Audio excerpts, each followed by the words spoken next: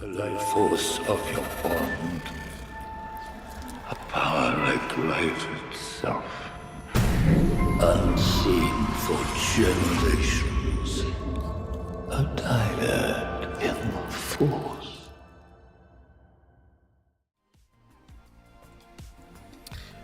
What's up, everybody? Welcome to another episode of DYAD in the Force, episode 204. And I realize that the chat's not showing up. That's okay, because we always have a problem to solve live. Hey, we'll fix it in post. That means we won't fix it at all. We can't really fix this in post. Yeah. Let's see here. I am just pulling up the chat myself. Should be good to go. Shout out to Phidias and Spooky Kitty for being here and being on time, because we are a couple of minutes late. Hopefully everything is working and you guys can hear us at least. Boop, boop, boop, boop, boop. All right. So we made an executive decision, and DYAD in the Force is a fandom channel. So that's why it says philosophy as our main segment, but we are going to talk about, as the thumbnail suggests, Friendly Neighborhood Spider-Man. That's the topic for discussion today. Spooky says, I was told this is where all the sexiest people hang out. I mean, that is not untrue. That being said, the thumbnail that's popping up is still the Ryan Gosling. Is it? Yeah. Ha! Popping out chat so I can see it. All right. There we go. Yes. So definitely we're going to be talking about Spider-Man because the new show came out. There was a little bit of controversy with it, and it's just something we want to talk about. Not only that, but I also definitely want us to talk about Daredevil when it comes out. You know what I mean? And I miss the weekly releases. So yeah, we're gonna bounce. We're still always going to talk Star Wars. We will talk Star Wars every single week. There's just not a whole ton of crazy stuff going on right now in the Star Wars world, and admittedly, both of us are a little bit behind on the Star Wars comics and books. But we're coming up to the end of the High Republic, so we definitely do need to catch up. Yeah, there's Adventure Comics that I need to catch up with, and some of the mainline comics for sure, but I am thankfully up to date with the High Republic novels, which got away from me for a while. Even had time to listen to what is it? The Amazon, the Audible exclusives, including Seed of Starlight and Beware the Nameless. Finish McCormick. I'm so grateful that you guys recommended Pantheon. Finished season 1 last weekend and had to get season 2 from somewhere. I have 1 episode left, trying to get friends to watch it now. It's so good. I can't wait until you join us next week or on Yoda's Hut to find out what you think of the last episode. But man, it gets going and it moves. So Phidias, knowing what you know about the show, would you upload? I think he answered this last week, but perhaps he answered it last week, but hadn't watched the show. Yeah. What are you thinking? Having watched the show, that could change everything. I absolutely would.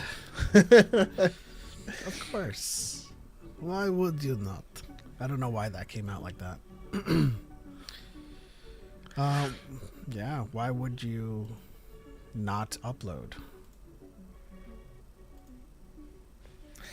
Oh man, And then the fact that they included a clone in the show, which now begs, is that a person? Are they the same person? They're not the same person. Your history is what makes you you. If they recreated his history, would he still be him? And the answer is no. Oh man, it's really good. The real question is, if you uploaded, would you still watch DYAD in the Force? Would you still show up to our podcasts? I mean, you could create a copy of yourself digitally that only watches us, and we appreciate it. Thank you for committing to doing that, Phineas. We appreciate it. So some news this week. We just posted our video on it, but a lot of people are trying to cope with the news that the Acolyte had some pretty good viewership. Pretty good as in being the second most watched Disney Plus show of 2024 behind Percy Jackson. Yes, and it also it depends on the phrasing of that. Obviously, Percy Jackson started in 2023, so of the 2024 releases, it was the most viewed. But yes, I mean, even then, like the other shows that released in 2024, it beat it out. Agatha, X-Men 97. You know, it's just kind of it's just proof that Star Wars isn't dead. Because a lot of people will tell you Star Wars is dead, but then you get streaming numbers that show you that 60% of the most viewed shows on Disney Plus for 2024 are Star Wars projects. And then also, just another thing to add, to that, is that of all the streaming services, only one of them is profitable, right? That's Netflix. Everyone else runs it as a loss leader. But that doesn't mean that it doesn't have value. The next one poised to become profitable is Disney Plus. So they are doing at least something right.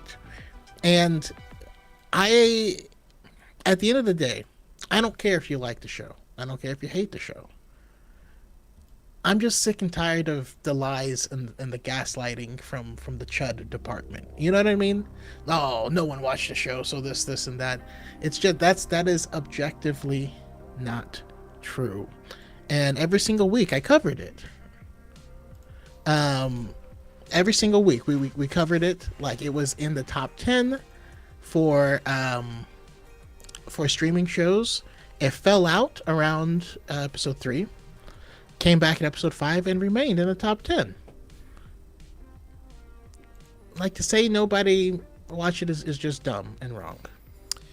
Shout out to Jacob Rossoff, who says Diabetes in the Force. Appreciate you, man. Stick around. Keep on chatting. Give us that engagement. They'll always try to come around and ruin our fun. Even with all of the gaslighting, like you were talking about, telling us that Star Wars is dead and that Acolyte was a massive failure, and it just doesn't it doesn't affect us because we have our integrity and we have authenticity on our side. Now let's not conflate this with the fact that we aren't here for the views. We are here for the views. We do social media to have our stuff seen. But what matters is what we do for this. We don't do this for the sake of the views, which means we are not going to lie to people. We are not going to fake outrage, and we're definitely not going to inherit a personality that will get more views. Exactly. And I think that's one of the largest issues, is that content creation, us content creators, we are not journalists. We're not. We are not journalists. We still cover stuff. The problem is journalists actually learn things about journalism, integrity, how to report, how to fact check, how to source things. And the public at large doesn't. So you end up in a world where a lot of misinformation keeps spreading around, and that just compounds and continues and creates more issues. Yep. To be fair, I don't think chuds understand what objective means, considering they only use that word to describe subjective opinions. They exclusively use it incorrectly. That's the number one thing that we hear whenever their points are parroted is this show is objectively bad. Why is it objectively bad? Because of wokeness, which is something of a subjective nature. Yeah. You know. Also, this is I don't know if there's a hot take or not, but and it's kind of the reason that we don't we're critical of all the things that we watch, but we don't wallow in hate. Because like if I hate a show, I'm not going to watch it. That's stupid. Like that's loser behavior. But B, I feel like a lot of the negative talking points in our space are largely dumb, anti-intellectual, if you will. And here's what I mean by that. And before anyone says it, no, I'm not saying if you didn't like something, then you're not smart. No, that's not what I'm saying. And also it goes the other way. So like if I say, oh, I really like this show, and then you're like, what did you like about it? And I was like, good writing. That sounds dumb. You know what I mean? But like when it comes to negativity, it doesn't ever have to be proven or explained. People will toss it out there. And you'll find that a lot of the comments don't indicate whether or not they've actually watched the thing or read the thing. You know what I mean? Like they are standard statements that can be applied thoughtlessly anywhere.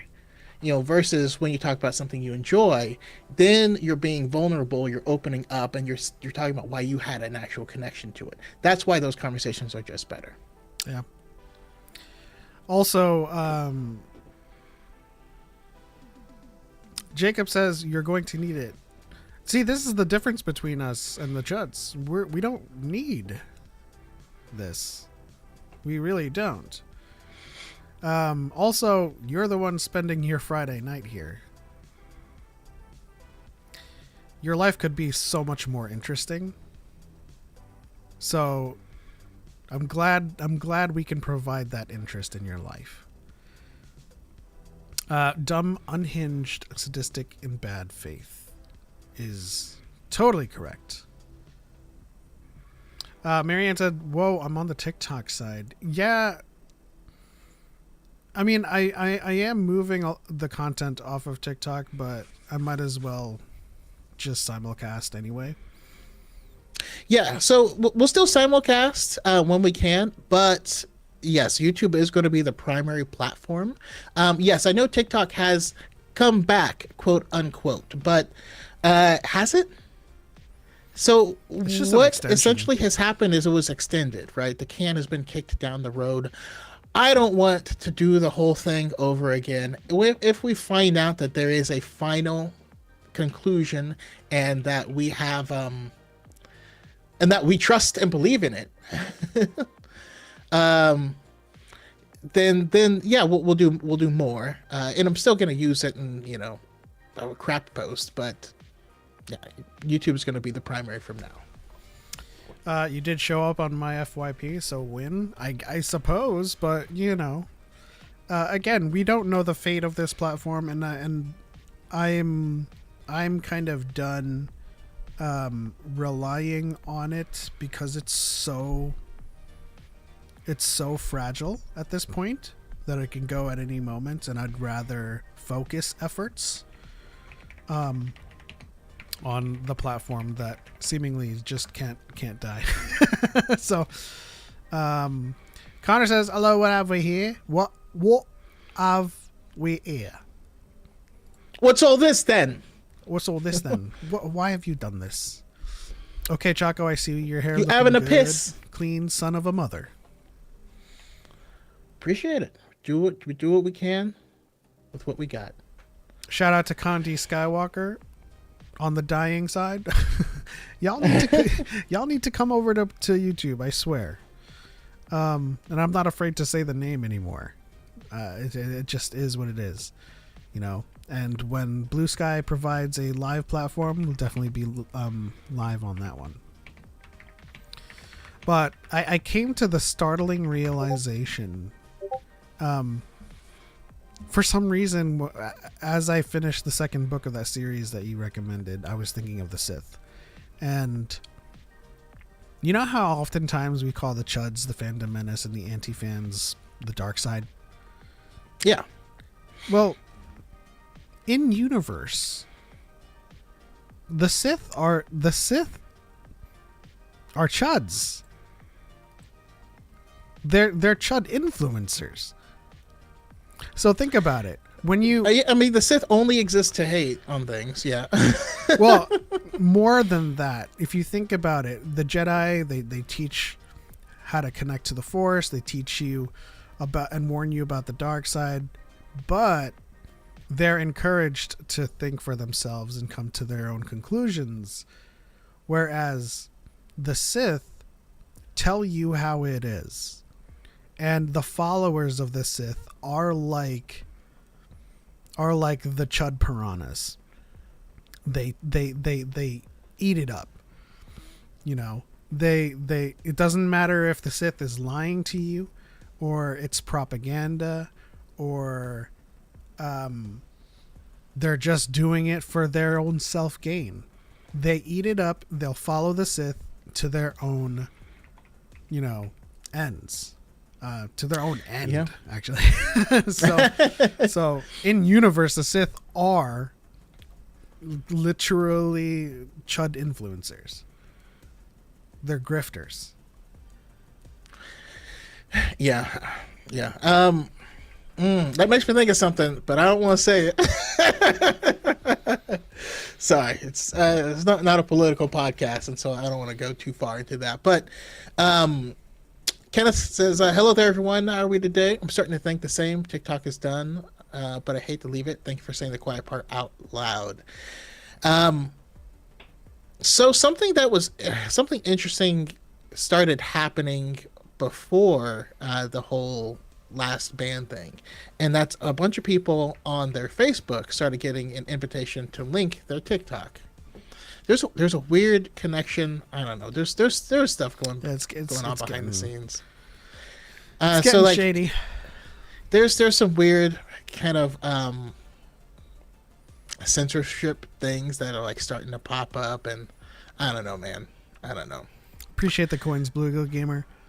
But sorry, you more on that subject? Well, I was going to shout out, Spooky says Sith are way too cool to be Chuds. I agree with you on the premise that they are too cool, but they are still Chud, like, and analogously speaking, or analog, speaking of analogs, they are the purveyors of misinformation, bad information, and they're sycophants, as Phidias says. Eat it up. And they follow them to the ends of the earth, and they mobilize and galvanize really, really quickly. But, you know, just like the Brotherhood and the Army of Light, it's just going to go down. And they're going to be reduced to the shadows. Yeah, I also agree. The Sith are too cool, but they're wannabe Sith, right? They're we have Sith at home. They are Wish.com Sith, you know? They're Alibaba Sith. Yeah. They are the ice cream from the ice cream truck, where like the picture is Sith, and then what you get is the Chuds, you know? That's truly what they are. Choco's chat is right in front. I like that. So it's like you're giving us eye contact. Very cool.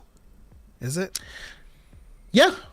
I actually have a teleprompter, and so the chat's on the teleprompter currently. Haven't been using it lately because of all the construction. A ton of dust has been settling on the screen, and so when I put anything on there, it creates a haze over the lens. But the chat being dark. Is it the Elgato teleprompter? It is. I don't know if my well, maybe it'll fit my camera, but you guys know I'm looking at chat anyway. You don't need me to stare into your souls. Grogu does that for me. I mean, the other thing is I could just use NVIDIA broadcast and tell it to make eye contact. It's really creepy though.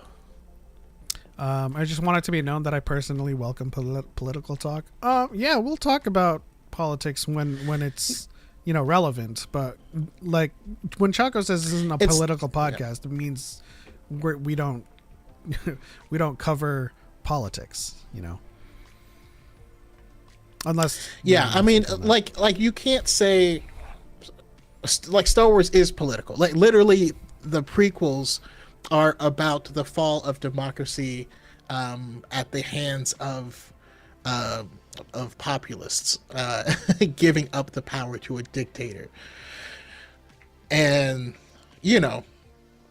one of the reasons is it makes me very angry because on the 20th anniversary of Revenge of the Sith, we are living in the third act of that film.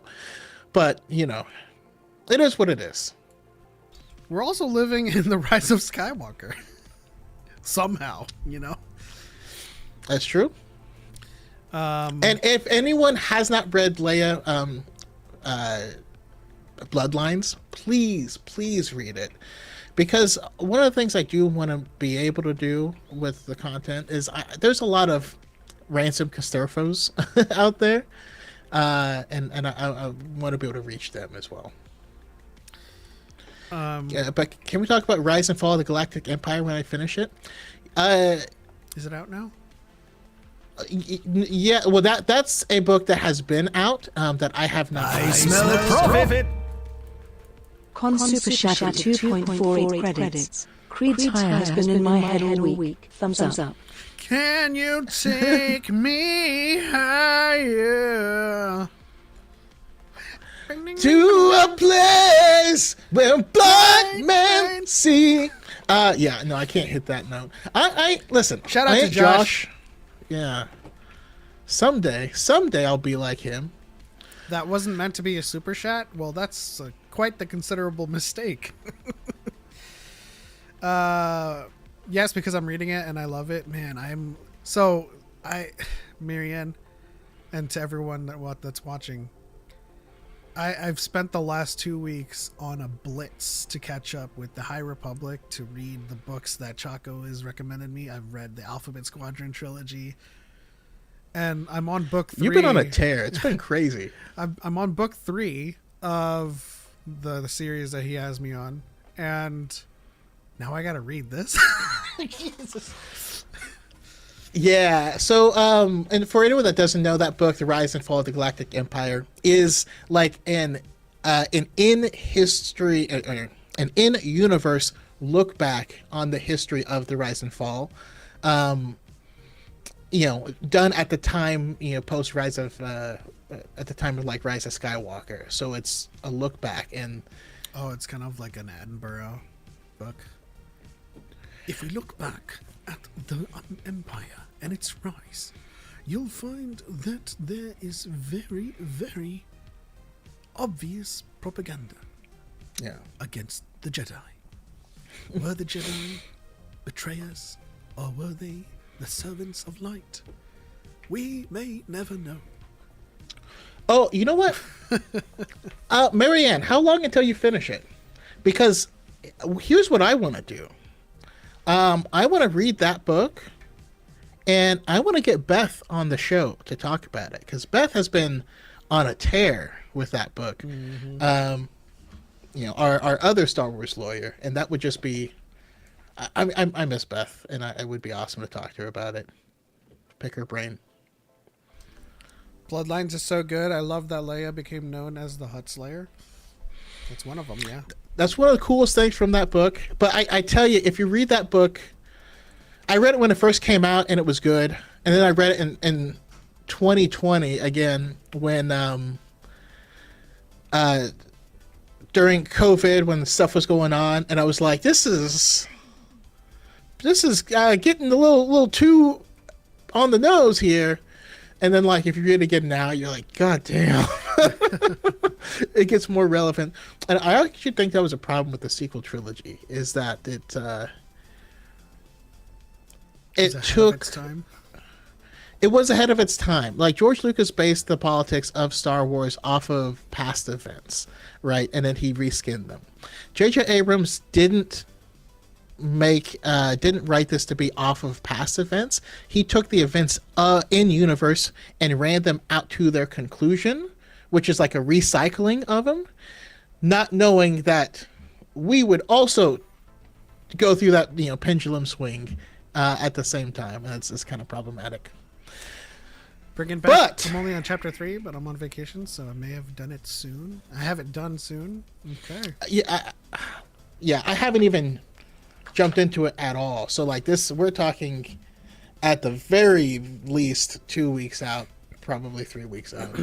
If I start it now, I'll have it done tomorrow. But I have so many books that I'm reading concurrently. Okay, but come on, the books I've recommended have been pretty fire, right? Yeah, absolutely. I don't get through books at the speed that I do if I don't like them. And also, so everyone knows, I don't recommend stuff to people if I don't think they personally will like it. Like, my wife does this thing that drives me crazy. She recommends stuff because she likes it. And you're like, but I don't like that thing. So why would I like it? You know what I mean? She's like, oh, but it was so good. And you're like, no, but you have to like, Speaking of which, what do you think of Evernight so far? It's good. I feel like I'm gonna have to rewatch it. Fully? Yeah, there's certainly some gaps, from watching something that's in Chinese while we game. Yeah. I can provide those gaps for you. I'm getting the gist of everything. Well, but that's the problem, is I wouldn't know what to ask. Right. But it is good, and I like it enough, and also, my wife has like walked in on us watching it, and she's interested in it. So she and I might watch it together. Oh, cool. Now, did you get my message on Discord? Is it recent? Yeah, well, it's an image. It's news that I think we could talk about, but if I don't know how quick or easy it is to get something like that popped up. Connor says, I'm playing Marvel Rivals. I have a PS5, so now we can game more. That is awesome.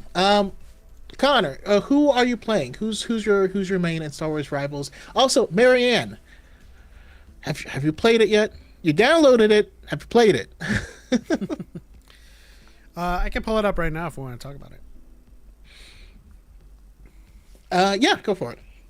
So we also, it's been a minute, but as gamers, we also play Destiny, because it's fantasy space stuff, right? That's my brand.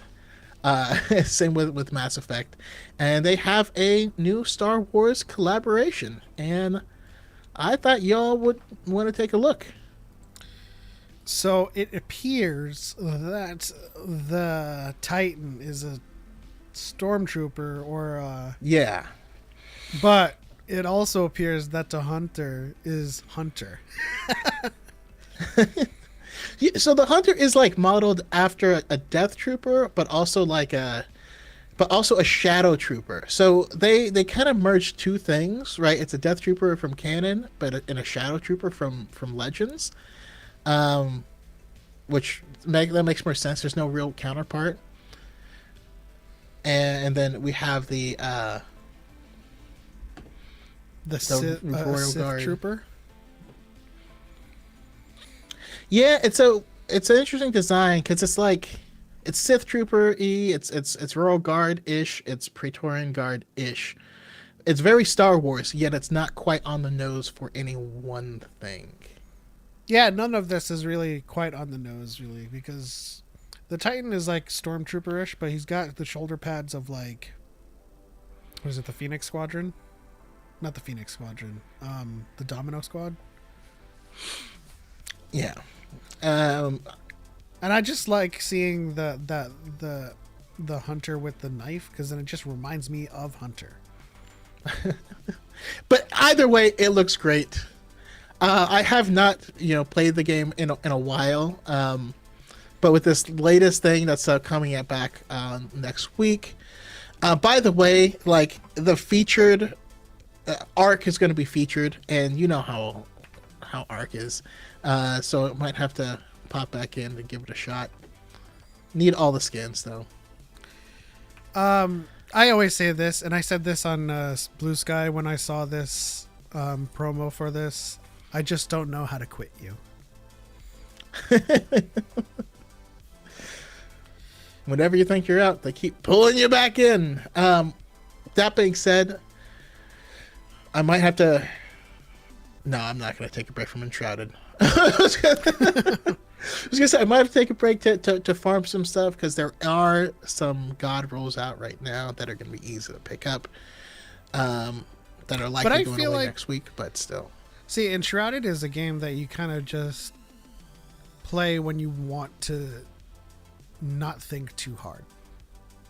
Yeah, we'll go on adventures that we'll have to fight some tough guys, but like some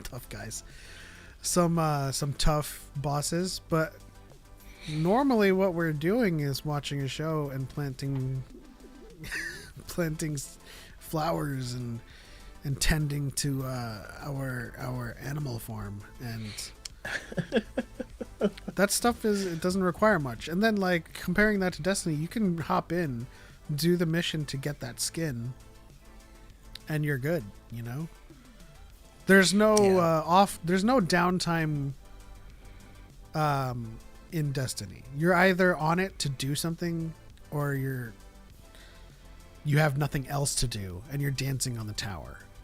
But we have something else to do, so Also, I play Loki and Star-Lord. Of course you play Loki. Of course you play I Star-Lord. shouldn't even have asked. Let's see. Blue Eagle Gamer says, guess I'll check Destiny 2 out. Royal Guard looks amazing. Hell yeah.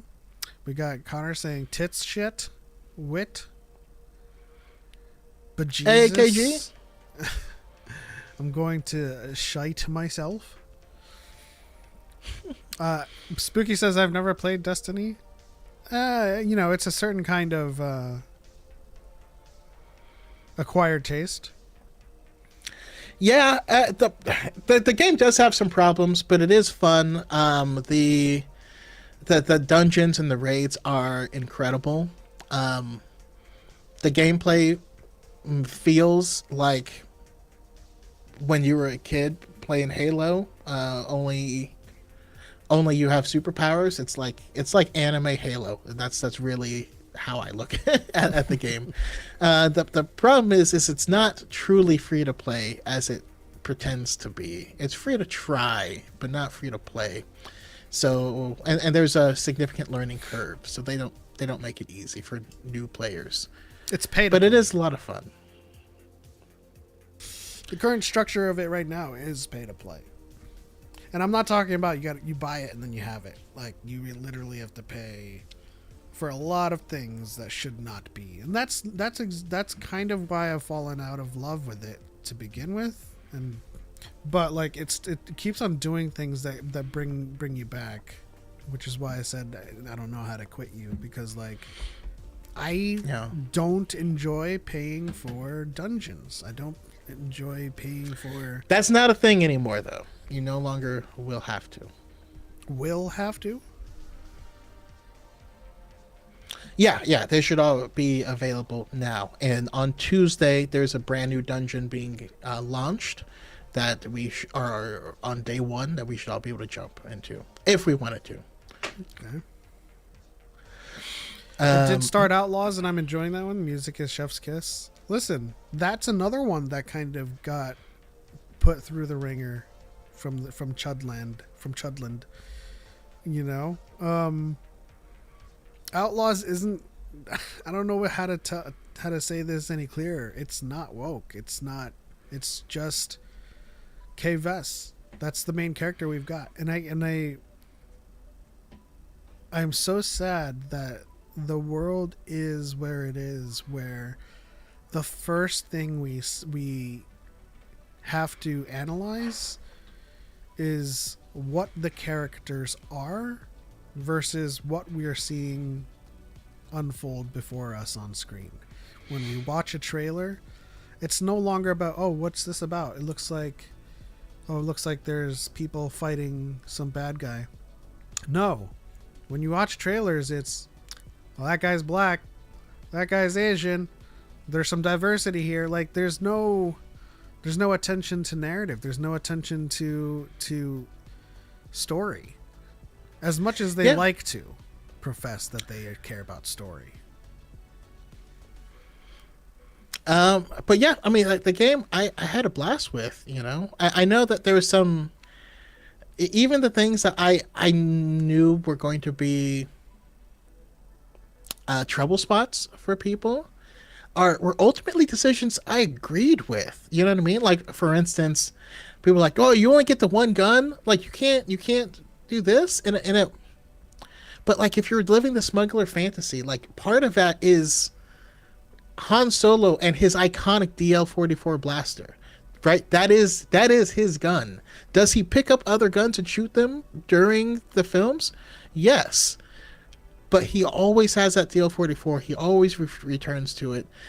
He never keeps any of the other blasters that he has, that he uses. I don't know if you guys notice this. He doesn't keep them. He always drops it and keeps his blaster. And so, like, that's part of the story. That's part of, you know, and that's part the blaster, of Star Wars. And the blaster feels weak at the beginning of the game, and you're like, yes, that's the point. Like, his is heavily modified. You heavily modify yours. That's the journey.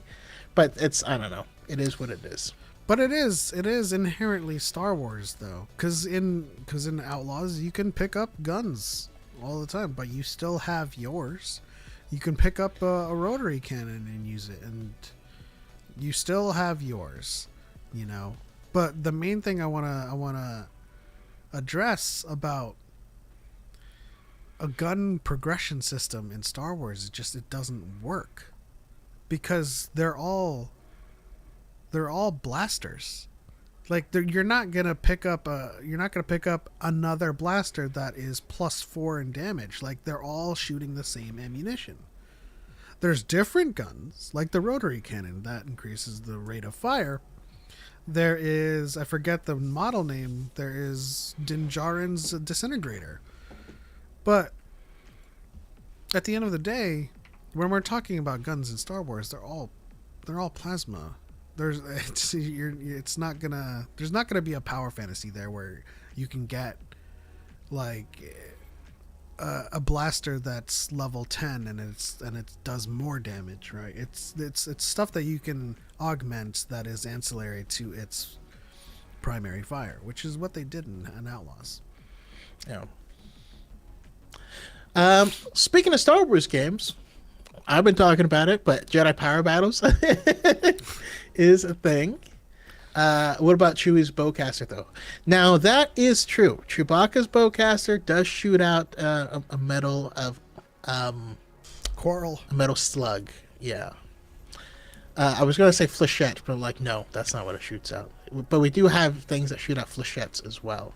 Well, that's in the same category as like the disintegrator. You have different guns, and perhaps they could have done that, but like Choco still already pointed out the scoundrel fantasy. You have your special gun, that's your gun, you know, and you can do that in Outlaws too. You can pick up other blaster rifles. You can pick up the rotary. You can pick up You can pick up explosives too. Like there's things that you can do in Outlaws that's all Star Wars, but for the most part, you know. Also, I'm just someone that I really like stealth gameplay. So that's another thing that just it appeals to me. I know it doesn't appeal to everyone. If you want to run and gun it in that game, you're gonna have a little bit of a struggle. So I thought it was a combo. Yeah, I thought it was a combo metal slug and plasma. It is, as the books say, a metal quarrel sheathed in plasma. I've read that that citation 1,000 times when discussing Kylo Ren tanking that shit. And when you can tank that, when people argue that Kylo Ren should have been more powerful, because he tanked a bowcaster, but he's still gonna get hurt. You know, when we talk about cauterizing wounds, it's not how that stuff works. Like when you tank something like a bowcaster, you're gonna get physical blunt trauma. So no matter how much you've cauterized the surface area of a wound, the other stuff that's bleeding behind the cauter, like unless you staunch the bleeding, it's going to seep out of the cauterization. You know, it's kind of like when you have a scab on your skin, it's still bleeding underneath. It's just being clotted. But if you pick at it early, it's going to start bleeding again. So I mean, it's also if you get grievously injured and you still go and fight, you're gonna open your wounds. It's still a wound. He's also actively punching it, so he's not helping himself. Yeah, it's there's a lot of really brain dead takes out there. So moving on to lore, I do have a lore subject that we could talk about for a couple of minutes. Okay. Everything you know about Star Wars is wrong. In this episode, Revan was not the originator of the Rule of Two. And you'll hear this a lot from people who have never read the books. Very true. Darth Bane was the creator of the Rule of Two. And you'll often hear people refer to him finding a holocron of Revan and Lahan. And he's like, oh, so Revan had the rule. He was spouting the Rule of Two. No. Revan was spouting a different rule. Revan said that one master should have one student. And it was for the same reason, so that, students can't gang up, take out the master, and then lower the power of the organization of the Sith as it is. Yeah. But that's it. It wasn't, there was only two. It was that one master should have one student at a time. There would still be multiple Sith, and you could have schools, you could do whatever, but just a one-to-one teacher. Yeah, and the other message in that holocron was that you would dilute the power of the Sith by having it distributed across many different apprentices, and that goes into the message of you should only have one student. So Bane took that, and he agreed with that philosophy, and he was kind of mulling over Khan's kind of understanding of I don't even know if Khan knew of Darth Revan's kind of ideology. It didn't appear that he knew, but more importantly, he didn't care. He thought that the old ways were old ways for a reason, and that they should be discarded. And essentially, what he, is one of the coolest thing about the book. Is the only canon stuff with Revan a name drop? Yes, that's the only canon thing. Is a name drop. But what ends up happening is that Lord Khan makes the Sith behave more like Jedi, and then the process of war, the grueling nature of it, makes the Jedi that are battling under General Hoth, they become more like the Sith, and then everyone just sucks. The difference is that Hoth recognized what was going on and actively, requested to have, Farfalla step in and kind of take over things for that reason. Yeah. A subcategory of this, everything you know, is that the rule of two can be broken. A lot of times people think that this is a galactic rule. It's a magic system rule. Whenever we talk about Maul, Ventress, Savage Opress, they talk about, did Tyrannus break the rule of two? Did Palpatine break the rule of two? It doesn't matter, because they did what they did. Maul thought he was going to take Savage as his own apprentice and create his own master and apprentice Sith way. And just like we keep saying with Palpatine, it's like, or with the Sith in general, it's like, who is the ultimate arbiter of the Sith? Who is the true Dark Lord? When you could have a lost tribe on another planet thinking that they're the Sith Order. Like, it's just like Luke saying he's a Jedi Master all of a sudden. Like, no one's truly bestowing that title on him. And so Darth Tyrannus took on Ventress, told Palpatine he's just an acolyte, just an assassin, but he was looking for apprentices, to overthrow Palpatine. So yeah, and he got caught.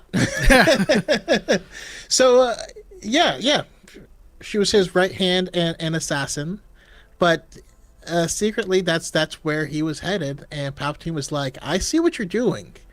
Get rid of her." Yeah. And then Dooku tried it again with Savage Opress, and then he tried it again with Quinlan Vos. So the rule 2 is a thing, and it is important to the Sith. That is one of their rules. But it's also like the speed limit. Like, the speed limit on this road is 65. What happens if I go over 65? I don't know. Depends. Like, did you get caught?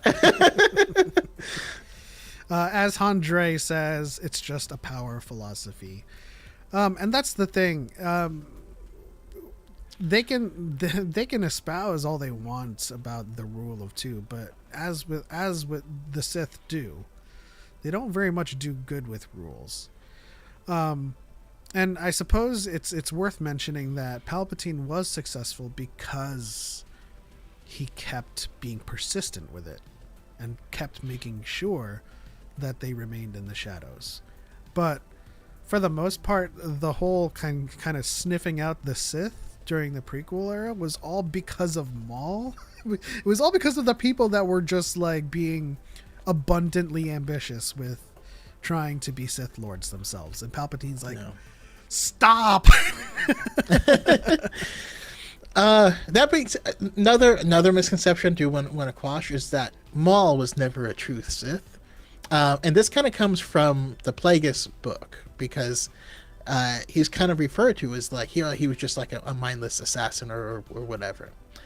And the problem with that is, I mean, in that time period, that's all Maul was, because he appeared in he appeared in the Phantom Menace and then died and then was gone. That's it. That was the end of his story. So that was written in the expanded universe based off of just that singular appearance. We find out more in canon. He has a lot more story, and we find out he actually was groomed to be a true apprentice. Another thing that we do have confirmed is that Maul and Dooku were under Palpatine at the same time. Yeah. So, yeah, he definitely did that. And one last thing is the Rule 2 had a purpose. The Rule of 2 existed so that the Sith wouldn't do infighting and end up weakening their order, because their order's goal was to take down the Jedi and to take down the Republic. That was the two goals of the order, and that's why the rule was set in place. Palpatine, after the fall of the Republic and destroying the Jedi, is honestly not bound by that rule anymore. And so that's what I really wanted to see, is what is it we look like post then? The Sith achieved their goal. Now what? You know? He just wanted him and Vader to just kind of chill for the rest of the time, you know? It's actually I love that about the Plagueis book, because that was like, Plagueis was like, okay, so I can't manipulate my midichlorians, but I can manipulate yours to extend your life, and then you do that to me, and then we just go back and forth forever. I also part of me also wanted to create a dyad, a power onto life itself. Part of me every time I read the Plagueis book, part of me thinks that at some point Plagueis was just like, I don't really care. Like towards the end, he's just sipping wine in his office, and like everyone's reporting in. It's like, we found virgins, and then Plagueis is like, I guess bring him to me. I'll scan him. I don't know. No, it's so true, because like eventually he visits him, and like the laboratory is all dilapidated, and all the structures are like dirty and all this stuff, and he's just like, I just want to do science. Leave me alone. Where's my beakers? Blue Ego Gamer says, in the 2D Clone Wars, Asajj called herself Sith. Perfect example of unreliable narrator. Yeah. I love that scene because she goes, I am Sith, and then Dooku laughs at her and then he electrocutes her. So that's the other side of it, is there are people that may think they are Sith like she did, and he's like, haha, child. Well, he put her in her place. That goes with what I was saying with Maul. He thought he was going to take his brother as an apprentice and overthrow Palpatine and become the true Sith. Obviously, that didn't happen when Palpatine summarily kicked their butts. But yeah, there are pretenders. I wouldn't call Maul a pretender. I would just consider them, they believe them to be Sith. They believe that they have the right of it, Maul was an entrepreneur. That's what he was. He got fired from his job, and then he tried to open up his franchise like elsewhere, and then the CEO personally came and shut him down. That's really what happened. He's like, listen, man. I just want to call myself, I just want to open up the Sith over here, and I'll do this in Mando space, and you have everything else. Cool? And it's like, not cool. Not cool at all. You're using my list of vendors. You're using our business to supply yourself. That's happen. My logo. So yeah, that's the gist of it. Revan didn't create the Rule of Two. He only provided inspiration and ideology for Bane to create the Rule of Two. And then the Rule of Two itself is not a galaxy binding rule.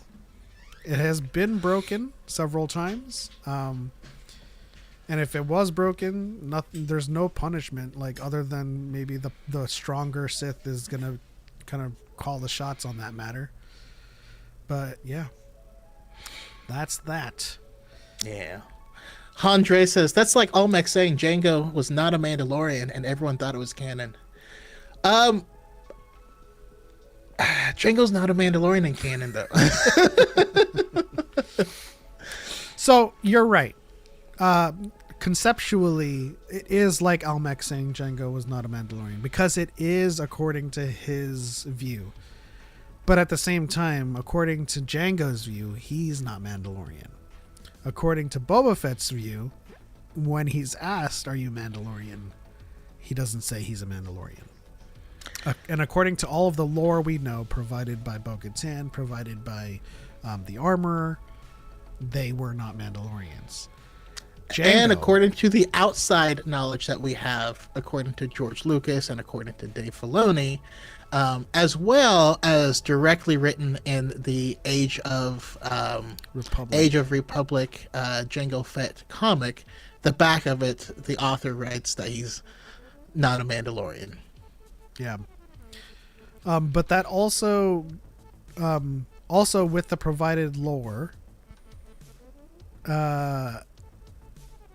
one thing is true.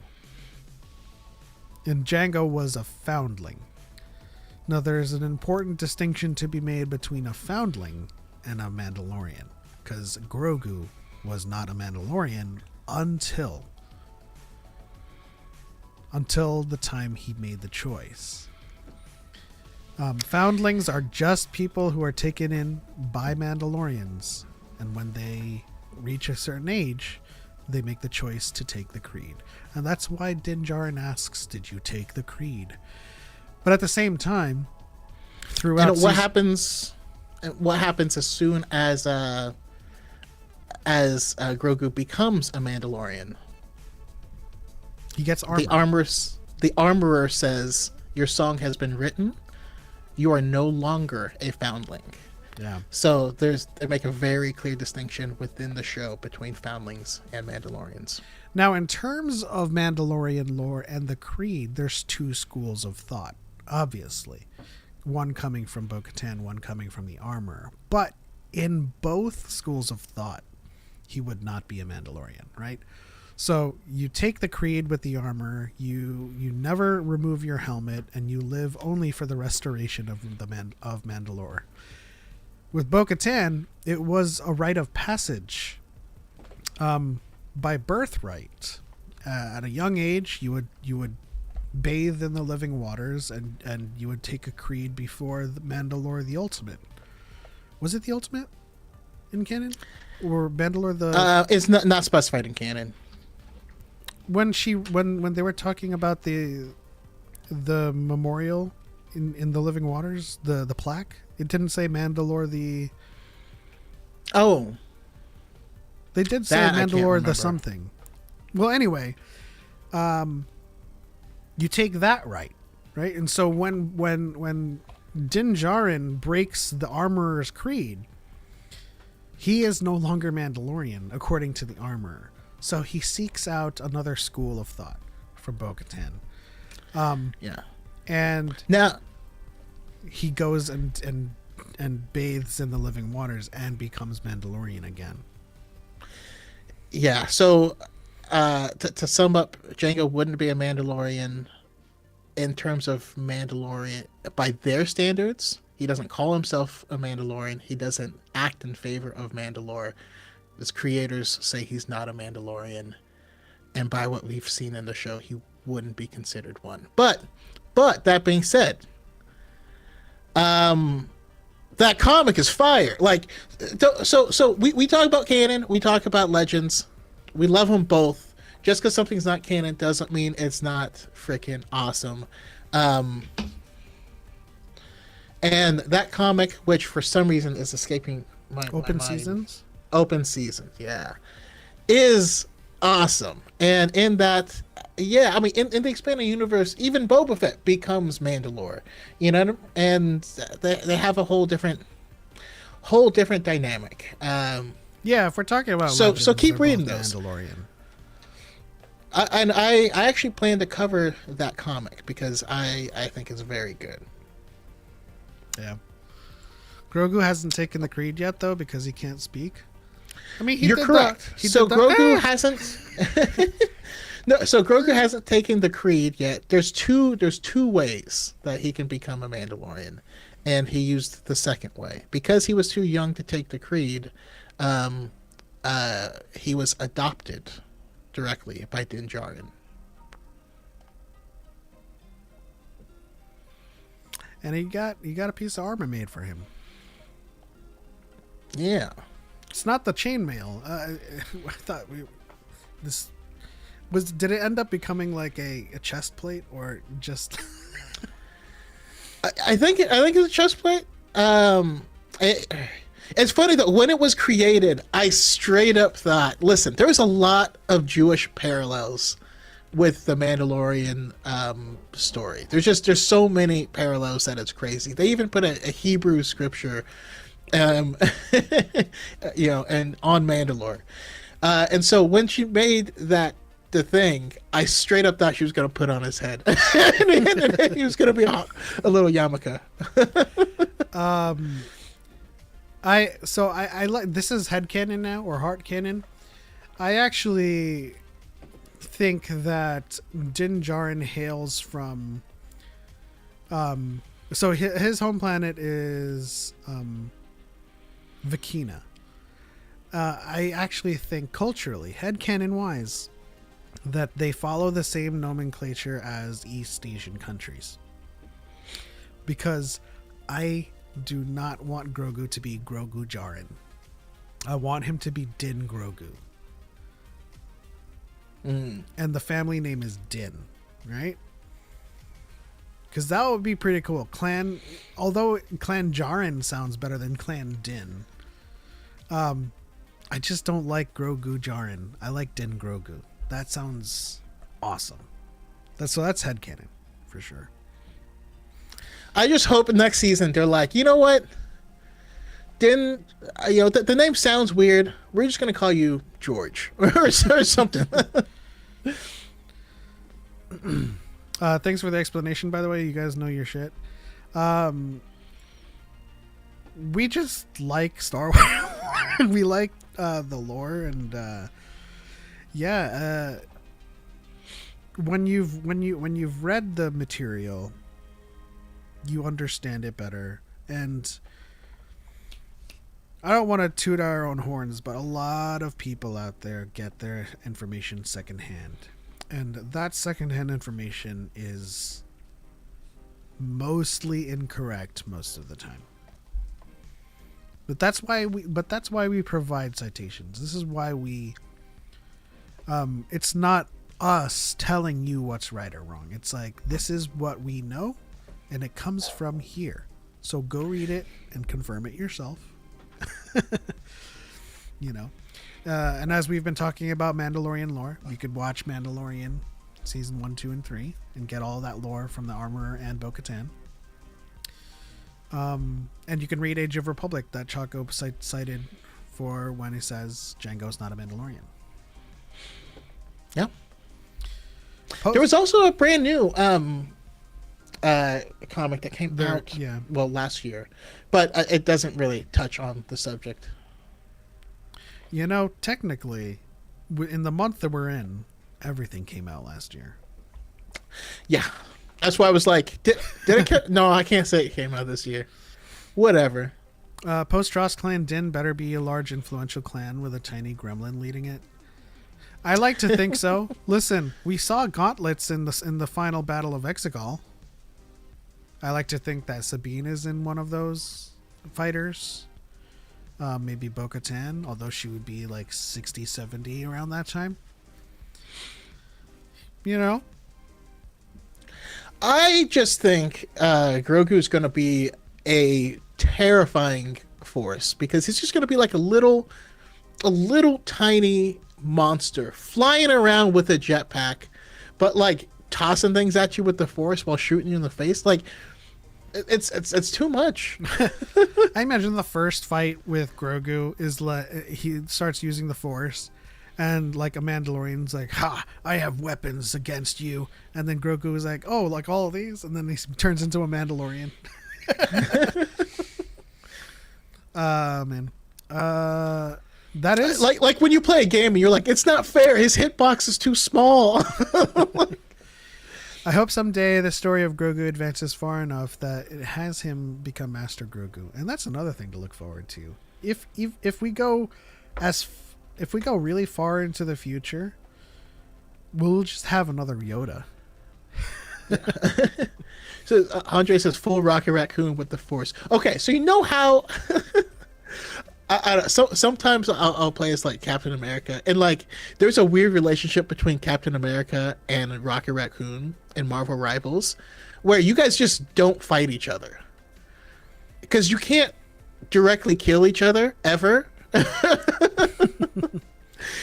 So they're just like an uneasy relationship, but it's like if you've ever tried to chase one down and it's running sideways on all the walls and stuff. It was a little tiny hitbox, and like you're just like, God damn it.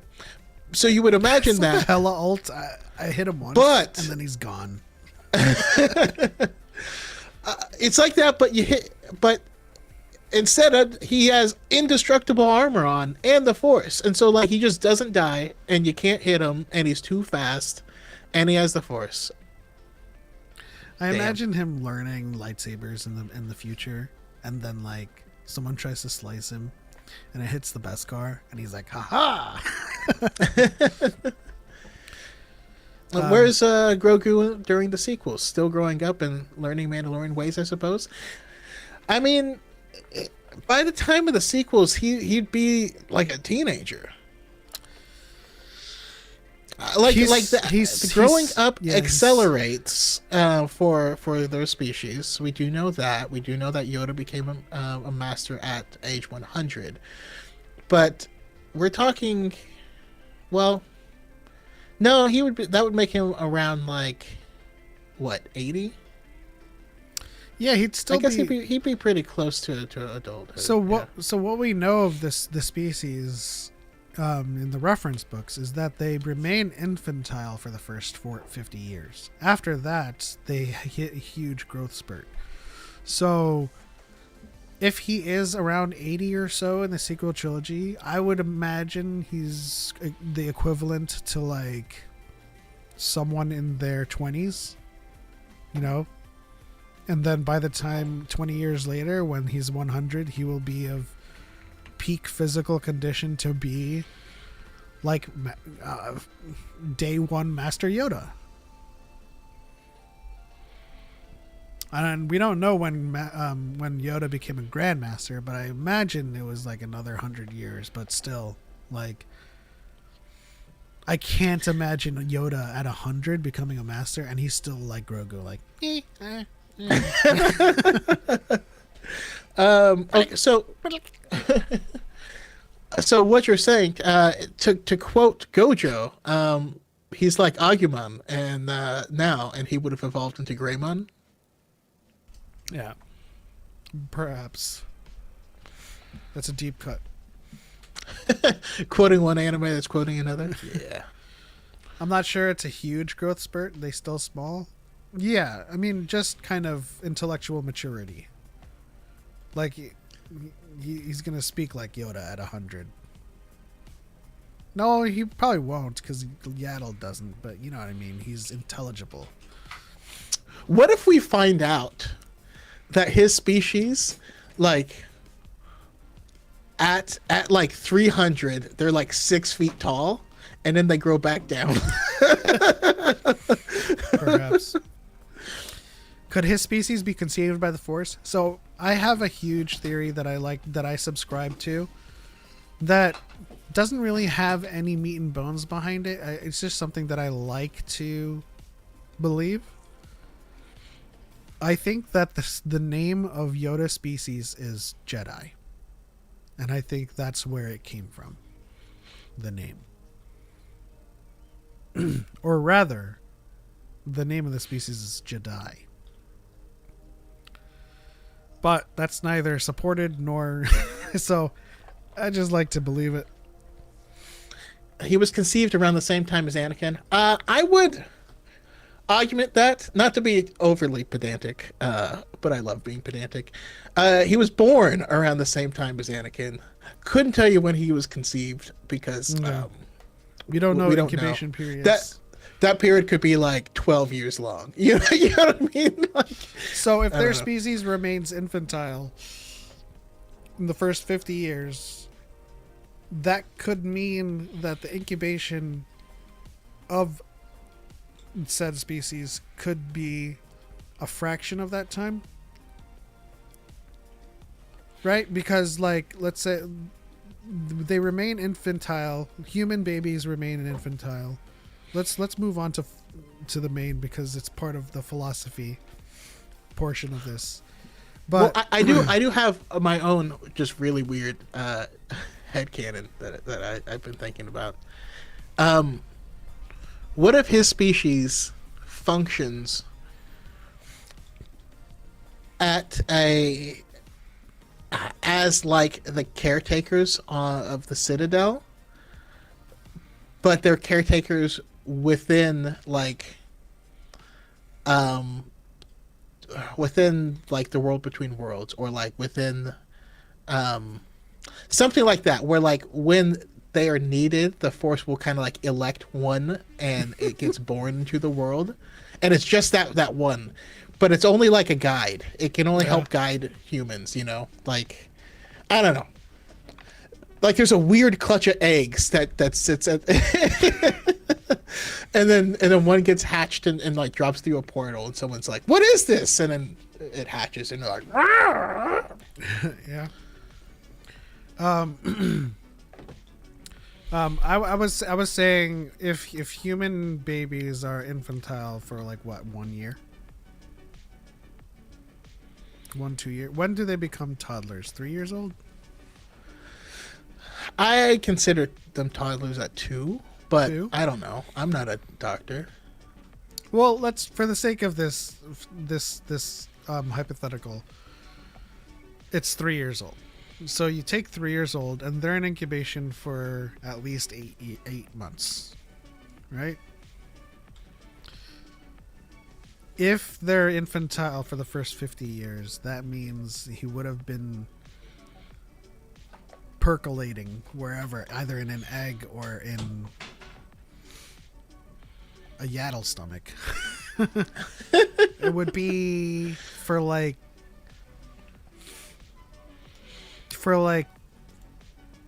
10 years, right? So it could have been conceived around 51 BBY and born 41. I don't know why this is a topic, but Yeah, no, I don't know how we got here, but I'm happy to be here. So it's like the Toy Story aliens, the claw. Yes, that's my theory. Is he's gonna go into a cocoon like Gremlins and start speaking the morning after. Another headcanon acquired. It could very well be possible. I mean, Yaddle speaks regularly, so yeah. But so now I'm thinking about like an Asian tradition about like during their first birthday you put like 2 things in front of them, whatever they choose, that's what they're gonna be. So I imagine when and I'm gonna start saying this, trying to make it a thing, when a Jedi is born, it's like they have a Yoda and a Yaddle in front of them, and they go, "Oh, born you are," and it's like, "You are born," and then like the baby goes, "Born you are," and then he just chooses the syntax in which he's going to speak for the rest of his life then. And if one of the toys is brown and they go, "Oh, that's woke," they become a YouTuber.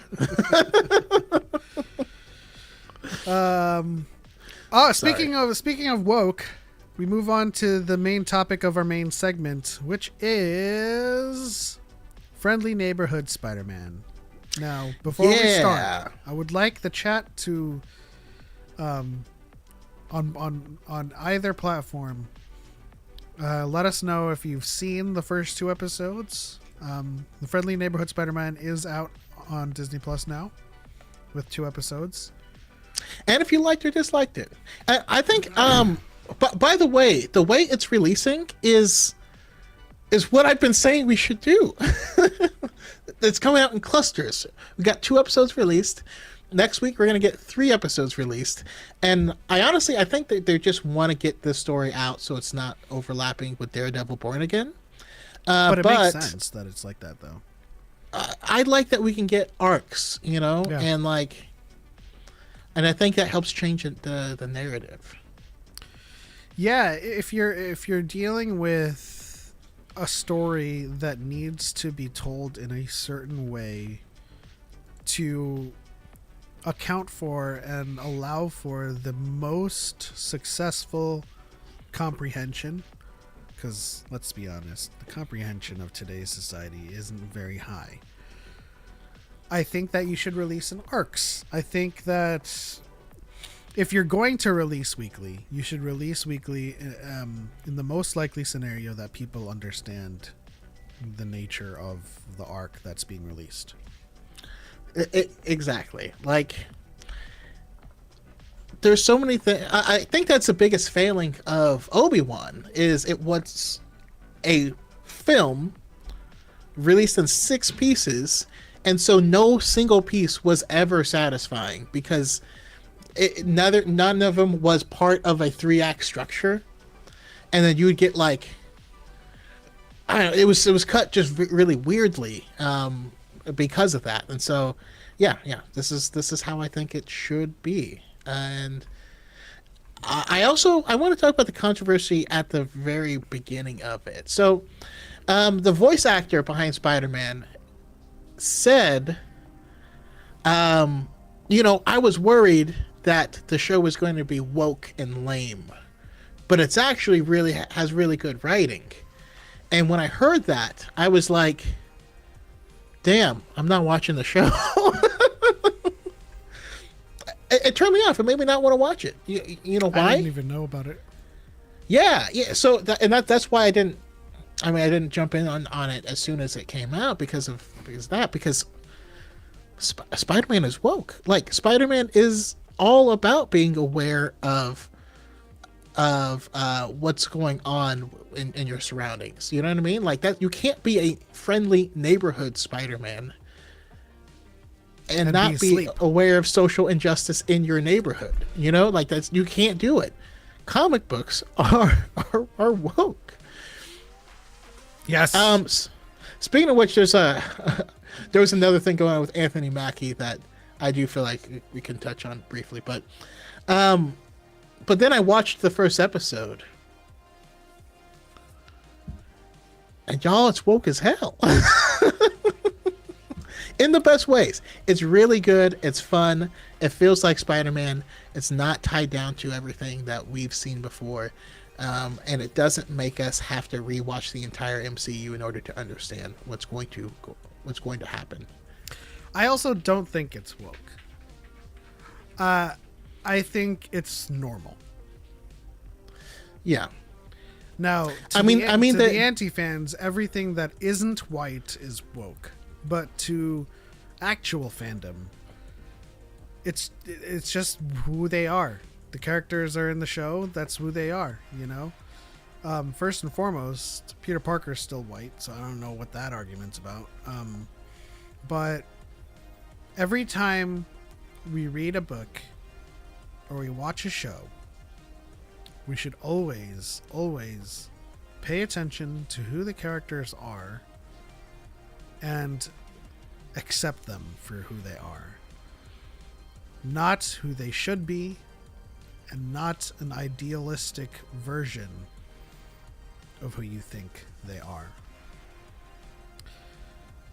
Because why I call this normal is because it has all of the classic Spider-Man characters in it, with some new ones. It has Harry. It has Norman Osborn. That's who they are in this show, right? It shouldn't matter how they're depicted. That's who they are. It's still the same. Also, Norman Osborn. Norman Osborn has always been depicted with waves in his hair. Like, you can't tell me that's it. Of course, but let's see. I love the new art style. Reminds me of Steve Ditko. And that's what they wanted. They wanted you to feel like you were watching a comic book. You'll even notice that, like, when someone makes a phone call, it's comic panels, and you see both of them talking. You know, they use that for screen wipes and for stuff like that, and it's super cool. But it's obviously, like, it's not, again, you're right. It's not woke. It's normal to anyone with a functioning brain, but because no one who doesn't use that word, like, ironically, they would all hate it. You know what I mean? We have Peter's, like, best friend being a queer Asian girl. His crush is a different Asian girl. The jock is now his friend, and he's highly intelligent, and he's black, and he gets, like, profiled on his way home. Like, it someone gets caught for stealing, and then he returns them, and the person's like, I only did this because I, like, lost my job. Like, can you forgive me? Like, it's about like, there's so much that I don't know, feels like they would hate. I don't know. I'm showing the art right now because I love the art style of this show. Yeah, it's a brand new design for him for this homemade costume, and I have some theories on it. Casper says literally the only difference is the skin color. They act like the characters from the comics. Yeah, because none of the other stuff like actually matters. Yeah, like I was saying, it's the characters. That's who they are. That's their role in this show. And I hate how cliche it sounds to say like don't see color, but like in this particular instance, that's Norman Osborn. It doesn't matter if he's white or black or Hispanic or Asian. It's whoever the Norman Osborn in this show is. That's Norman Osborn. So like. You gotta stop arguing for the sake of just riling up anger. So also, if you guys didn't know, the show has a prequel comic out that connects to it, but that tells us what happens during the time skip after he got bit. So yes, I did know, and I meant to catch up on it today, but time makes fools of us all. Yeah. It's going to be a short run, but yeah, there are going to be some additional comics that could give us more insight into what's going on in the world and the backgrounds on certain characters. That did hit me kind of out of nowhere too, because like when they were talking about being at Bale High, I was like, I thought I was going to Midtown. It's like, oh, I forgot there was like several months. Like, how does that one incident like completely render an entire school effectually useless? Like, a big portion of the building got destroyed, and just cordon it off. And which brings us to my theory, and it's a wild theory. I don't think haven't heard anyone talk about it yet, but that was Doctor Strange from the future. That's my theory. So when Doctor Strange comes through the portal, the portal looks just like it does in the MCU, and like we have a lot of similar stuff to the MCU. I do have a second theory as well, but the inside of the portal is green, and we don't ever see that before, right? Doctor Strange comes out of the portal and looks around and says, "We're not supposed to be here," and he says it in a weird way. At this point in time, like in the timeline, he's not Doctor Strange yet. You know, Peter doesn't know who he is, but like he's still Stephen Strange, and he should be in Carmitage at this point in time, if it's the one from that universe, if things are progressing roughly the same way. So it would be interesting if essentially what happens. Ooh. Hey, thanks for the subscription, Casper. Hey. Thank you, Casper. We appreciate it. But yeah, if this could be part of this show's story in the future, and he goes back, and it could be like, who knows? Maybe in the future there's an experiment to try and recreate Spider-Man's accident, and in the lab, that's why there's that big Venom-like monster going on. He opens a portal, they accidentally drop back in time, and so it gets into the timeline in a different way or sooner than before. So I'm of a different mind. The only reason I don't think that works is because even if he's not supposed to be Doctor Strange at this very moment, he is Doctor Strange coming from the future, and he would know who Peter Parker is. And in this case, he says... Doctor Strange didn't say anything about Peter, though. He said, we're not supposed to be here. No, but he does say, good job, kid.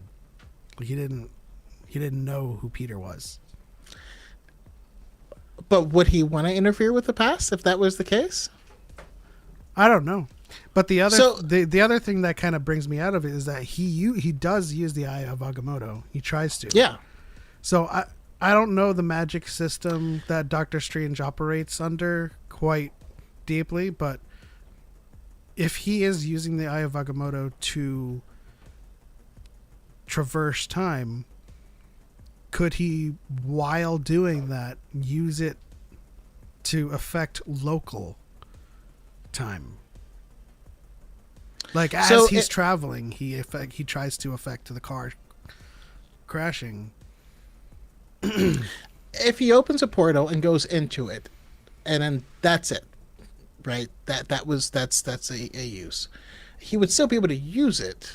You know, it's not like it needs to be actively being used to tether him to like his present or whatever. You know what I mean? It'd be like opening up a door and going through it. But I think him using it in the show is actually our Chekhov's gun to let us know that he has that capability. He was unable to fix the school, but he gets the monster and goes, and that sends this Peter into a different trajectory, right? That's the reason he doesn't meet MJ and Flash Thompson and all them, because the school is now destroyed. He has to go somewhere else, and who he's around is going to wildly change his viewpoint, his outcome, and his future. Yeah, I just have a different reading of that line. So Yeah, when he says we're not supposed to be here, I think that is explicitly geographical. Because where does the spider come from, and who is he fighting? I think when he's using the portals fighting that thing within Oscorp or wherever that monster comes from, and wherever I suppose symbiote, right? Because he was using symbiote. yeah, kind that of was powers. a symbiote. Yeah. Wherever that comes from, wherever the radioactive spider comes from, it came from the portal, and I think he was fighting somewhere different. And he looks around and he says, we're not supposed to be here. Okay, but that's the question, right? Because if he portaled him somewhere else, obviously they're not supposed to be there. You know, I don't know, but that's neither here nor there. My other thought is that Iron Man is dead.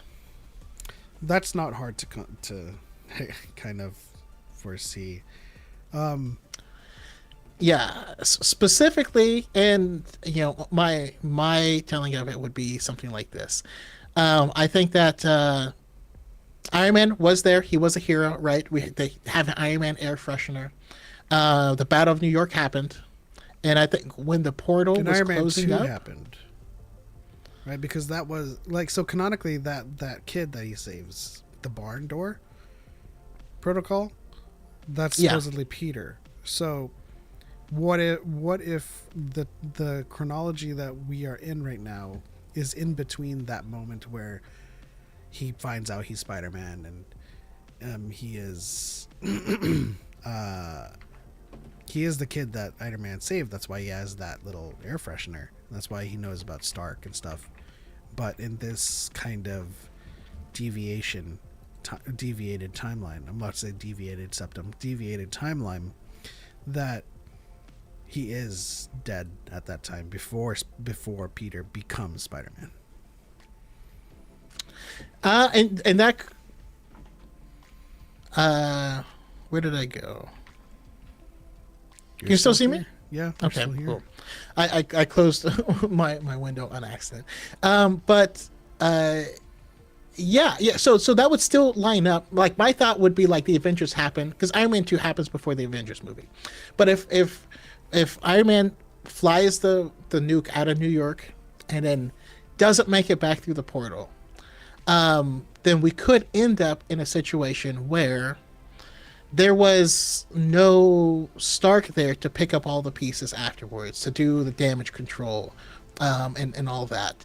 And since Tony Stark isn't there, they had to go to another tech genius to help deal with this stuff. And that's how they ended up with Norman Osborn. And because of all these new contracts and stuff that have happened since then, that's why he's so big in this world, but not really present in the other one. And that's why when, you know, a new kid starts gaining powers and whatnot, shows up on the scene, that's why Norman Osborn was the person to go check it out.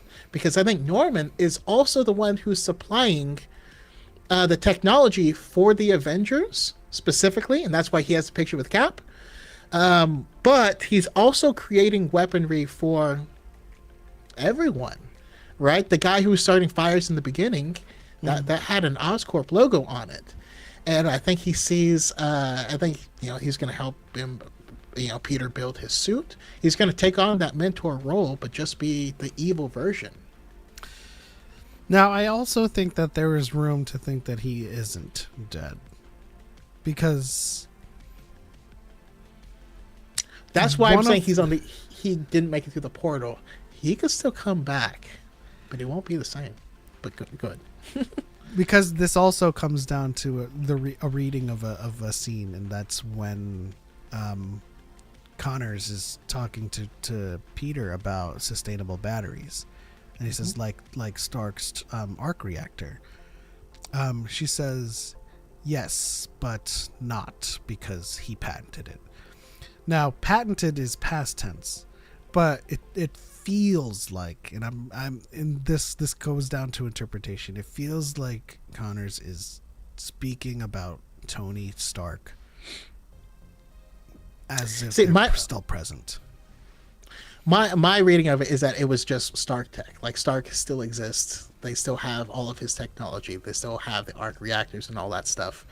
And they're just running as a company, so they don't have any more advancements from Tony, because they only have what he had already created. It'll be interesting to see where it goes. Yeah, I just want to get the predictions out here and now, so that next week I can say I was right. Oh, do we have another bet? I don't know what I would bet on, because I'm not married to either kind of result or outcome. It's not like I really think that Doctor Strange isn't from the future, and it's not like I really think Tony Stark is alive. But when you say next week when I'm right, like, I kind of want to be like, well, what happens if you're wrong?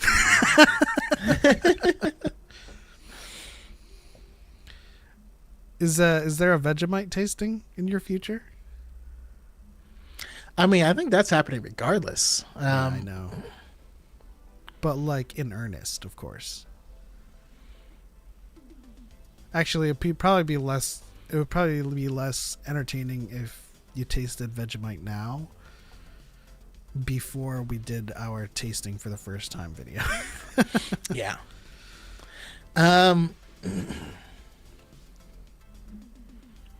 Ooh, I have an idea. That's all you.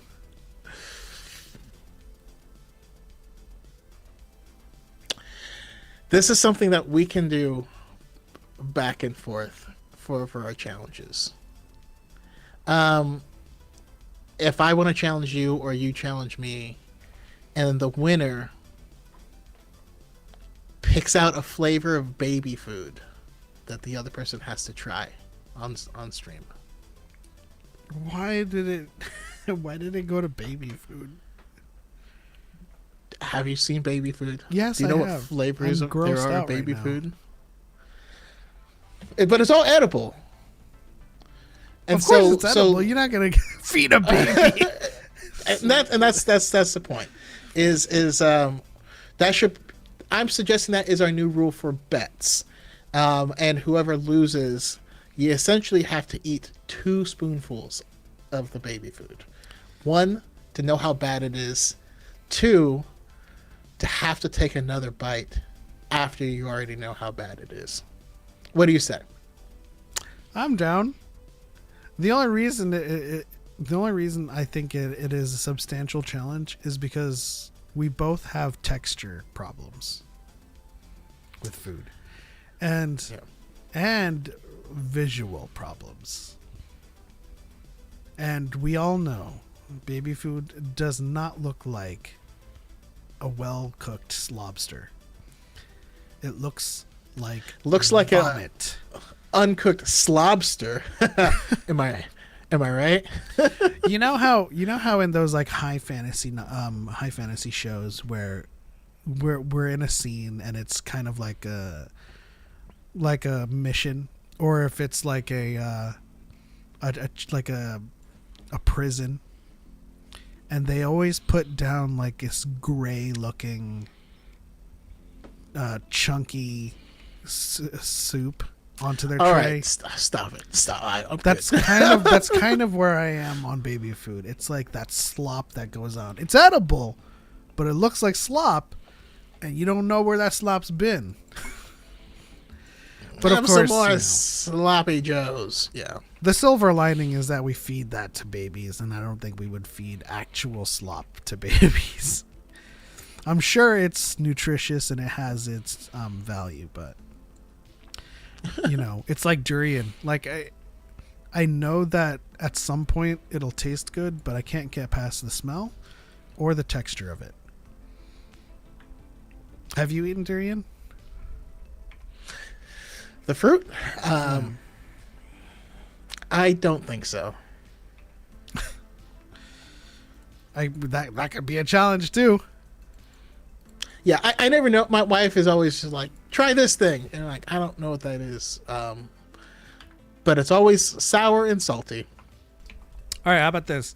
If you challenge me to a baby food thing, I will challenge you to the durian thing, right? So yours will be durian, and mine will be baby food.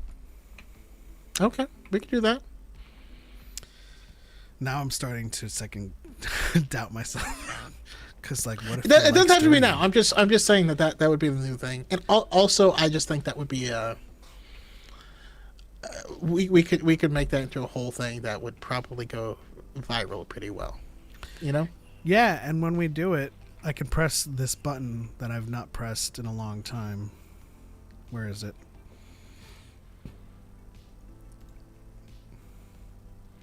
Is it still here? Do they not have it anymore? Oh, but you want to know the aftermath of the last spicy challenge? Oh, they do right here. We could do this. It's your turn. Let's go. The aftermath of that spicy challenge, though, is that I now have this. Bulldog sauce. I actually have the 2X spicy sauce, and boy, is it tasty. Since we're using the highlight button, I have this. And this is the brand that is actually the price of that mega sale that is no longer a mega sale on coconut water. So if you want to check out Zico on Amazon, they're selling it for the same price per fluid ounce. Okay. So I got like a bunch of boxes of it before it increases in price. So as we reach our wrap up, unless there's enough people in the chat that say they want to play Pictionary, as we reach the end of this episode, I do want to talk about, and like blatantly, I want to say, Friendly Neighborhood Spider-Man isn't woke. Get over it. Norman Osborn's black. Harry's black. You know, there's some Asians in it. Peter Parker's still white. There's 2 Asians in it? Oh my god. But I'm just excited that they put wave in something. That's crazy. But it ain't woke. It's still Spider-Man. You know, he's still dealing with the same classic I'm late for everything problems, social problems, because he's got to save the day, and he's got to stand up his friends, and he's got to get in trouble at work. That's Spider-Man. It doesn't matter if Norman Osborn's black or if he's Asian. My biggest complaint, and it'll always be my complaint, is I'm just tired of putting him in high school. But I do feel like this is going to be the best iteration of that. So. Yeah, because the Spider-Man cartoon was he was already working like an adult. In the Spider-Man comics, he was in high school for 15 comic issues. 15. That's it. That's literally it. All of his stories, everyone he meets, all the interesting stuff happened after that. It's weird that they always put him, because he immediately interns for, and when you intern, you're he goes to college, you know, and Yeah. that's where he does the Gwen Stacy years and all that stuff. like it was 15 issues, and then we just like, yeah. It's odd too. Yeah, well, he's MJ college. He's a genius, but it's also odd to think about an internship as a freshman. You know, normally you get them in college or like senior year if you are scholastically advantaged in that regard. But yeah, I agree. I think he should be older for sure. I'm like, we can only tell the story of a high school crush so much, you know. But we're doing a fresh take this time. His crush is on Wave, and Tombstone is his friend. What the hell? Like, where we're going? I'm excited because I don't know. Fresh territory. See, it's also exciting for me because I know and I'm familiar with Wave as the first Filipino superhero because I'm Filipino, but I haven't invested any time in getting to know them or reading their comics. So perhaps how this series goes, I might dive into those, you know? Yeah. And honestly, and that's what they said. That was the whole point, is like, we're going to put him around different characters that you don't typically see, shine some light on them, and who knows, you may have a new favorite. You may, you know, looking at Nico, you might pick up The Runaways, which is a fantastic comic series about a bunch of kids who get powers, and it turns out that their parents are supervillains, you know, like. Oh, that's where she's from. I was wondering why the name was so familiar to me. I did watch Runaways. It was all right. Yeah. But comic is still, it was better than the show. But yeah, that's Nico from The Runaways, yeah. Gotcha. Well, now I'm never going to unsee the actress in this particular show. But yeah, I like it so far. The animation is great. It's a good show so far. And if you think that the show is going to be bad because certain people are a certain skin color, then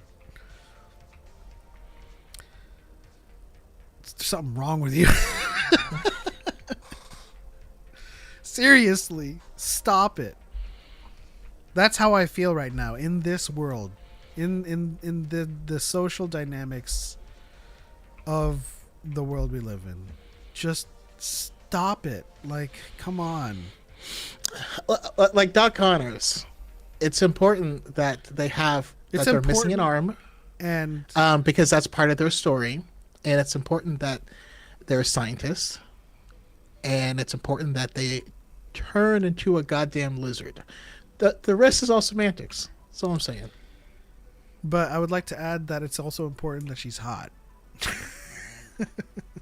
Come on, we all have our pixel crushes.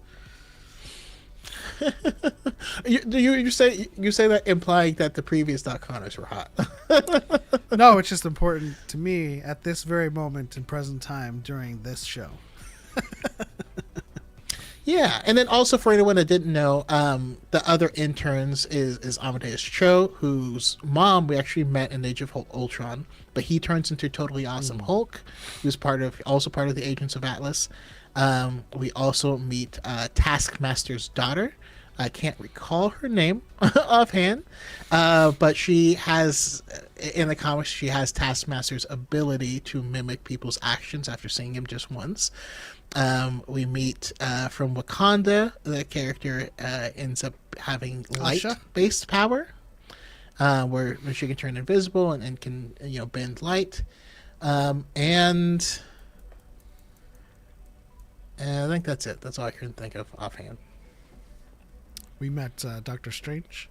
We met some kind of symbiote. Ryan Gosling better stay away from my girl if he's going to be in Star Wars. Oh, that's some news we didn't talk about. There's rumors that Natalie Portman might be reprising her role as Padme in the next season of Ahsoka. They're only rumors and speculations. I haven't personally been able to trace them back. Oh my god! It's just something that people have been talking about. If it happens, awesome. I need to. I need to trace these all the way back before I'm willing to put any stock in them. But Now, aside KG says heard that rumor was debunked. Probably is. It's just something people are talking about, and I just wanted to make you guys know that we're aware of it. I don't believe it also, but I will do my due diligence to see what I can find out. Now, just to kind of put Spooky Kitty at ease, Ryan Gosling is attached to Sean Levy, whose project, according to him, is something that is far removed from any story that is that shares foundations with any existing lore. Whether that's the past or the future remains to be seen, but that should tell you enough that Ryan Gosling will be far, far away from Padme. Although, when the idea hit me that they might share the screen within like this kind of bubble that we're in the last 5 minutes, that would have been so funny if Ryan Gosling played Rush Clovis. He's just, Padme, I love you. we could be so good together. And then Hayden Christensen like knocks him out. That's so cool. That'd be cool. But he's not. His project is far removed from anything Ahsoka. You know. Okay, you can sleep easy. You can always sleep easy. You know? Actually, no. Isn't Natalie Portman dating someone? Never mind. I'm not gonna ruin his night. You're good, Sleeps Spooky. easy with a Natalie Portman body pillow. Yeah, confirm that right now. Do you have a Natalie Portman body pillow? Don't confirm it. Confirm it on the internet where it'll live forever. All right, so how many people on the chat want to play Pictionary? And if enough of you want to play, we can play. Otherwise, it's getting late, and we've run out of Sun's things to getting talk real about. low. We can talk about Enshrouded. We can talk about Rivals. No, I think it's a good spot to end it. I don't want to, Only one body pillow? Rookie numbers. Yeah. How many body pillows do you have, Schnelker? Confirm that live on the internet where it lives. How many do you have, Pep? Just one of Tali Zora. Whether it's Tali Zora Vas Nima or Tali Zora Vas Normandy or Tali Zora Vas Go. Telezora Vas DYAD. I have a Natalie Portman enemy waifu pillow and one of Choco. Damn it. Honestly, I'm about to go on Amazon and see if there is actually a Darth Choco body pillow that somebody just, just an enterprising individual was just like, I want a Darth Choco body pillow. And they did it. And they took the frame from your OnlyFans video. I actually want to get a mascot costume made of myself, and I want to wear it to like a celebration or something. I just think it'd be hilarious. A what? A mascot? A mascot costume, but it's just me. And put it on someone else so that it's you and you walking side by side. So that people be like, hey, is that Darth? Wait, is that? We'll get one of each of us, and we'll each wear the other one.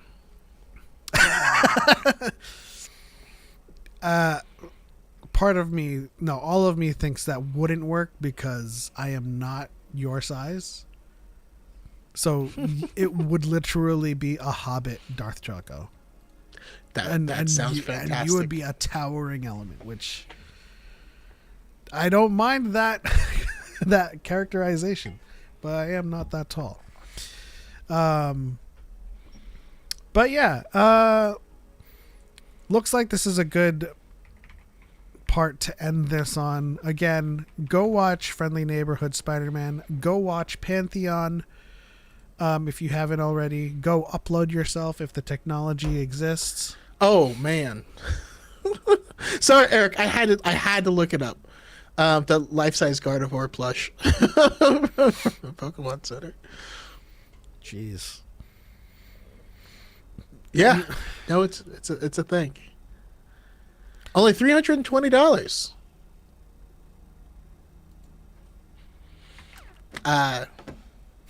Yeah. That's a good $320 to spend right there. I wouldn't make fun of anybody who spent that money live. I would do it in the privacy of offline. Honestly, it'd be super neat if it weren't for the Pokemon community being how it is for people in general, being how they are. Yeah. Yeah, which kind of scares me about Spooky Kitty's Choco Pillow. But on that note, do you want to do it? Guys, nope. Thank you so much for tuning in for another episode of DYAD in the Force, episode 204. We'll be back on Tuesday, probably streaming Enshrouded, probably depending on the news cycle, if we have something to talk about in the Star Wars universe. But shout out to Eric Snelker, Spooky Kitty KG, Casper, as I lose my ability to speak, Phineas McCormick, Blue Eagle Gamer, Kenny, we appreciate y'all. That's it. On to the next one. For Light and for Life. We are all body pillows. App. App. May the Force be with you always. Good night, y'all.